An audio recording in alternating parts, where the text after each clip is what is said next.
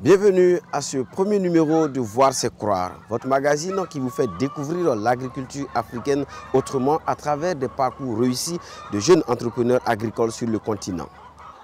Dans ce numéro, nous allons vous conduire au Bénin, à la rencontre de Roland qui, après le lycée, s'est lancé dans l'entrepreneuriat agricole malgré la réticence de ses parents. En Côte d'Ivoire, pour découvrir le parcours de Olassé qui a abandonné la faculté de médecine pour entreprendre dans le maraîchage biologique.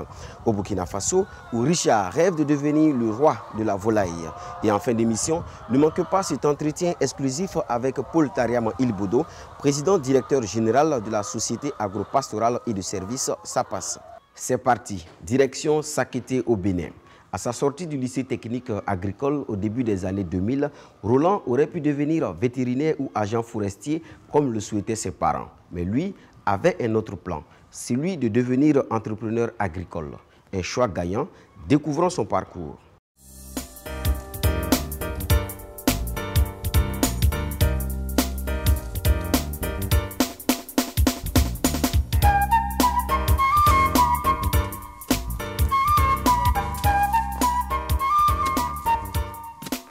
J'ai choisi d'aller à la terre parce que tout d'abord, moi j'ai suivi une formation spéciale sur l'auto-emploi. Et secondo, depuis que j'ai annoncé à mes parents qu'après le lycée, je vais m'installer et devenir agriculteur, ils n'étaient pas du tout d'accord. Donc ce qui a fait que c'était devenu un défi pour moi. Ils ne m'ont même pas cédé une portion de terre.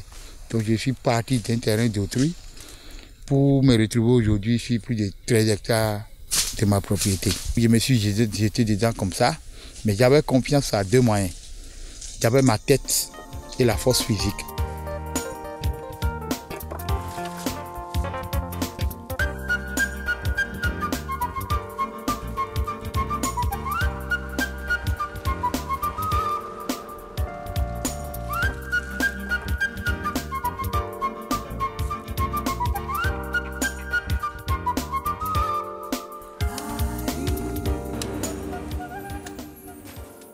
Ya zama po Roland pidi no ne oyipo ya ton adale ye mi ka tun wa he bo gigo eyun na mi de eyun na mi le mi mo nukun yi de me bi mi ton de azun me yi re mi le ti toju yi akwa hore wa yi mi no dopo yoporo lepo.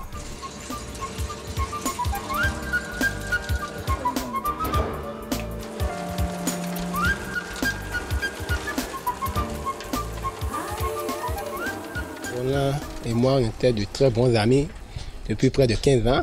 Nous nous débrouillons ensemble au début quand on avait fini les écoles. Mais il s'est fait qu'en année 2006-2007, l'État a lancé un concours de recrutement dans la fonction publique et qui, les 100% des collègues qui avaient quitté l'école, étaient sortis de l'école, étaient prêts à y aller. Quand M. Roland a dit qu'il ne passait pas, qu'il n'ira pas. Mais on était tous étonnés parce qu'on se demandait sur quoi il comptait. Mais au fil des années, 2 ans, 3 ans après, on a vu que le monsieur sur qui nous doutons un peu, il a commencé par entreprendre beaucoup de choses et il réalise des trucs. Donc, moi, je me suis dit que ça veut dire que Roland a raison sur nous. C'est ce qui a fait que peut-être à la longue des années, moi aussi, j'ai voulu lui emboîter les pas. J'ai des unités de levage et puis une plantation de palmiers.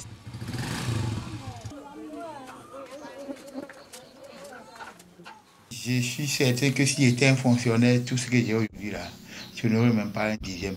Parce que j'ai des collègues qui sont entrés, mais je vois comment ils évoluent. Par rapport à ce que moi-même j'ai aujourd'hui, je crois que c'est incomparable. J'ai ma moto, j'ai mes véhicules, j'ai ma maison en bas comme en haut, et j'ai mon bureau, donc je ne me plains pas. Quand mon grand frère avait quitté le lycée et il voulait aller à la terre, je n'étais pas content. Mais chaque année, je viens près de mon grand frère pour faire mes vacances pendant 3 mois et je vois que les choses évoluent. C'est pourquoi moi-même j'ai décidé d'aller au lycée. Et quand je vais finir mon lycée, moi-même je vais m'installer pour évoluer dans l'agriculture. Moi, j'ai souvent dit aux jeunes que de commencer par prendre des risques. Quand nous on a risqué, on a réussi. Un souci de dire l'État ne recrute plus, ça c'est un faux jeu. L'homme peut se transformer en employé lui-même et recruter des gens en toutes catégories confondues d'employés. Je suis après plus d'une quarantaine d'employés que je gère et qui sont régulièrement payés. Et malgré ça, moi-même, je m'en sors. Pourquoi pas eux?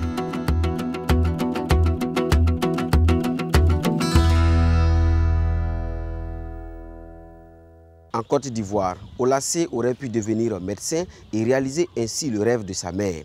Après une année à la faculté de médecine, elle finit par se résoudre à poursuivre son propre rêve, l'agriculture biologique.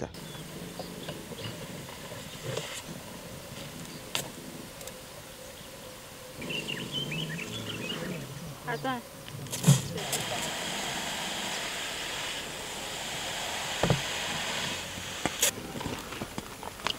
C'est de la qualité que je fais ici. Je produis des cultures bio. Je mets sur le marché d'Agni-Bleu-Cros des produits sains. Les insecticides, l'engrais, c'est à partir de toutes les plantes qui m'entourent, notamment les feuilles de nîmes, papaye, feuilles de citron. Il y a aussi l'ail que j'utilise pour faire mes insecticides. Donc ceux qui ont la chance de manger mes choux, de manger tout ce que je produis, sont rassurés parce qu'ils mangeront sain.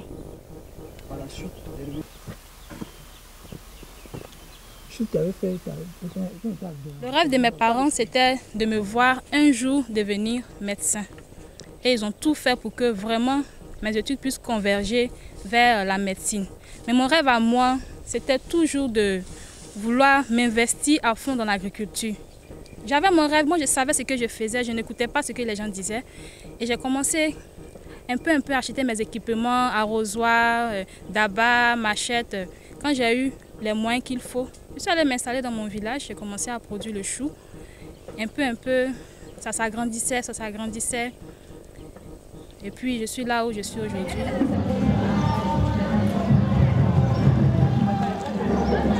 Quand elle a eu son bac, on avait voulu qu'elle fasse la médecine. Parce que son papa même, c'est un malade. Donc pour lui, il doit avoir un médecin auprès de lui. Donc elle-même, elle a dit que non, que moi je vais faire l'agriculture. On a dit bon, c'est ce qu'elle a choisi. Aujourd'hui, je ne regrette pas qu'elle nous désobéit. Je suis très contente. Au contraire, je l'encourage. Je dis vraiment, il faut aller encore devant. Il faut faire encore mieux que ce que tu es en train de faire. Elle m'a dit, maman, je vais construire ta maison. Et vraiment, ça m'a marqué beaucoup. Et on a commencé ensemble. La maison est presque terminée. Donc vraiment, je suis très contente. Le conseil que je te donne, tu n'es pas ici avec moi, tu es loin. Il faut prendre soin de toi-même. Et le travail que tu fais, il faut prendre ça avec de bon cœur. Les gens que tu travailles avec eux, il faut les aimer, il faut être toujours prêt à les accepter. En tout cas, il ne faut pas faire de n'importe quoi pour devenir autre chose. Je veux que tu ailles loin. Il y a eu vraiment beaucoup de difficultés qui m'ont fait réfléchir sur ma position. Je me demandais est-ce que j'avais fait le bon choix. Ça s'est passé l'année dernière lorsqu'il y a eu cette grande saison sèche où même ma motopompe n'avait même pas de l'eau même pour aspirer et puis arroser les plantes que j'avais mis en place. Mais je suis allée contre la nature, j'ai cherché, j'ai foré le sol et j'ai tiré l'eau pour pouvoir m'en sortir. C'était difficile, ça m'a coûté beaucoup d'argent, mais j'ai pu faire ça et je me suis en sortie. L'engrais organique, on le fait avec les débris végétaux, avec les déjections aussi des animaux. Ici, on utilise la fiente de volaille, mais moi, je préfère la fiente des poules pondeuses parce qu'elles sont plus riches. Je les utilise avec les feuilles et avec tout ce qui est ordures ménagères, peau de banane, tout ce qui peut rapidement se décomposer.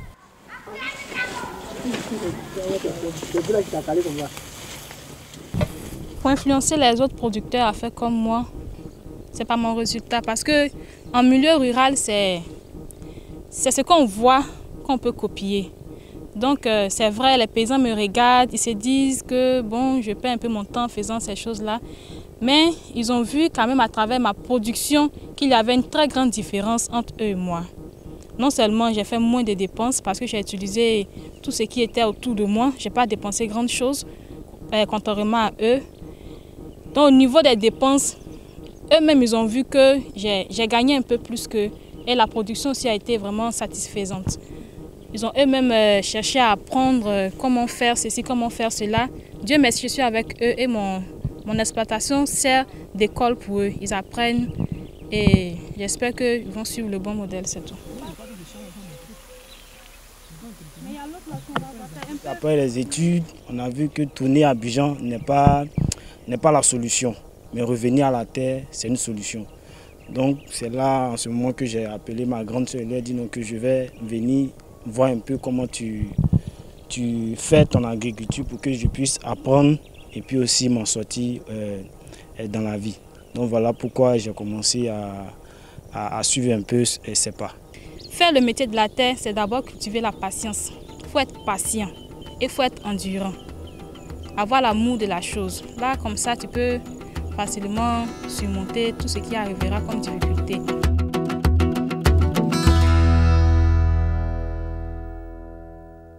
C'est l'histoire d'un passe-temps qui commence à rapporter gros. Nous sommes au Burkina Faso, où Richard, cadre d'une ONG, mène parallèlement une activité d'élevage de volailles à Lumbila, une localité située à une vingtaine de kilomètres de Ouagadougou.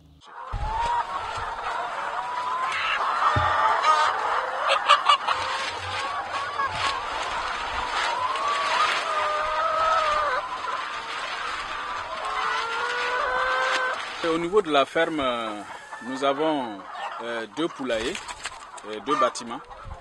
Nous avons ce bâtiment là où nous sommes arrêtés, qui est un grand bâtiment pour l'élevage des pondeuses.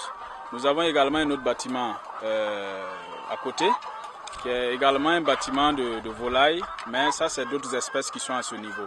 Nous avons à ce niveau des oies, des pigeons de race, des dindons de race, d'autres poules de race.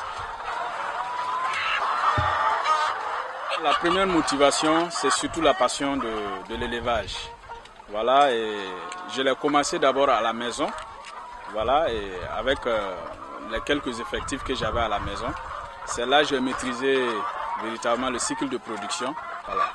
Et en plus de ça aussi, il faut dire que sur le plan économique, l'élevage se porte très bien. Et lorsque on investit là-dedans, il y a de fortes chances effectivement qu'on puisse vendre.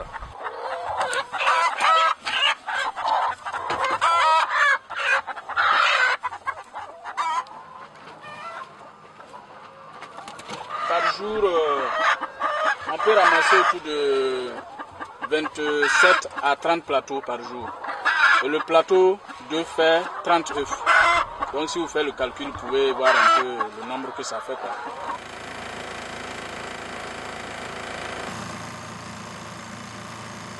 C'est l'aliment qui est la dépense la plus élevée.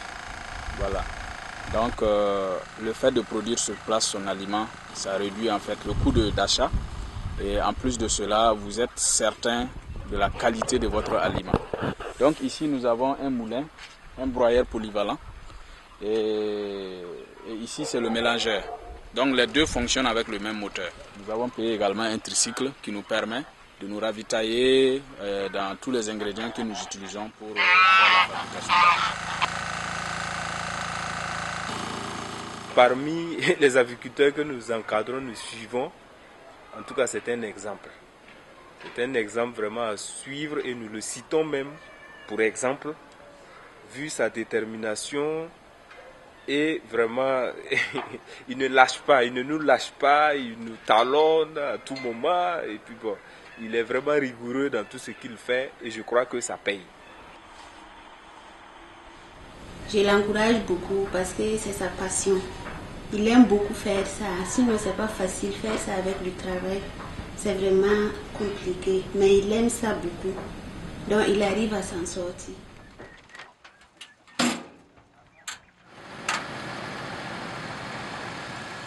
C'est vrai qu'actuellement on a commencé à vendre, mais on ne peut pas dire qu'on a l'argent pour le moment, parce qu'effectivement on s'est fait également des crédits. Donc le premier réflexe c'est d'abord rembourser ces crédits-là, puisqu'il faut mériter en fait la confiance de ces personnes qui vous ont prêté quelques argents et tout ça. Et en plus de ça, les perspectives à long terme c'est de pouvoir effectivement agrandir l'activité. Voilà, j'envisage effectivement d'ici la fin de l'année là, installer un autre poulailler pour la production de pondeuses. Parce que ma clientèle aujourd'hui, je n'arrive pas à satisfaire ne serait-ce que le tiers de la demande.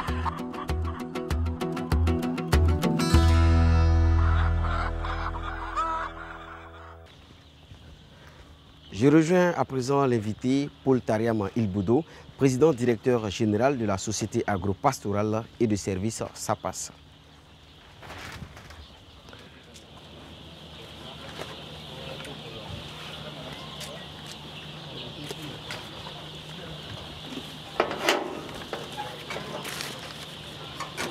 Monsieur Ilboudo, que vous inspirent ces 3 parcours de jeunes entrepreneurs agricoles africains que nous venons de découvrir? Bon, d'abord, ça me conforte dans ma conviction, depuis longtemps établie, que l'agropastoralisme est un aspect très important dans le futur de l'Afrique. Et quand je vois, par exemple, le jeune au Burkina Faso qui élève des poules, alors ça n'a l'air de rien de dire que quelqu'un élève des poules, mais vous avez vu ce qu'il a dit, il fait 27 à 30 plaquettes par jour. La plaquette fait 2200 francs. Si vous faites le calcul rapide, ça vous fait au moins 1 980 000 francs dans le mois. Prenez les 2 tiers pour ces charges, il reste un bénéfice net de 660 000. Vous ne pensez pas qu'on peut vivre dignement avec ça? Voilà. Alors, là, le monsieur au niveau du Bénin, vous voyez, il a eu l'opposition de sa famille, tous ses camarades étaient dubitatifs, mais voilà un entrepreneur agricole établi, mieux, qui vit de son travail, mais qui engage 40 personnes. Donc, il crée de l'emploi et il se crée un emploi décent. Alors, la dame, ses parents voulaient qu'elle devienne médecin.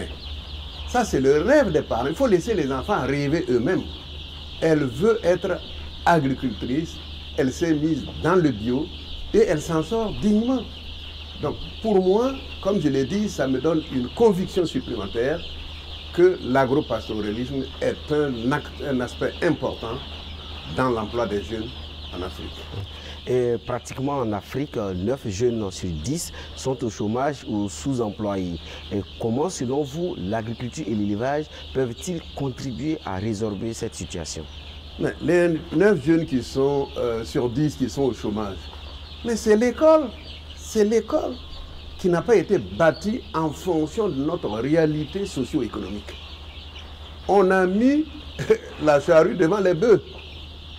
Alors, on veut former des électriciens, sans électricité, on veut former voilà, les services.